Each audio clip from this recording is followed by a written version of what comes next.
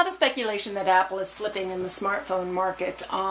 and CEO Tim Cook addressed some of these concerns head on in a conference call with analysts, in which he, assured everyone that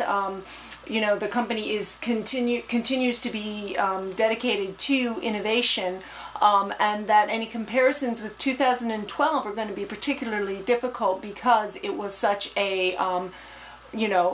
significantly strong year for the company, and that repeating that over and over again might be tough. Overall, the company's smartphone sales were up on a year-over-year basis, but there still is a lot of concern that there may be some overall slowing,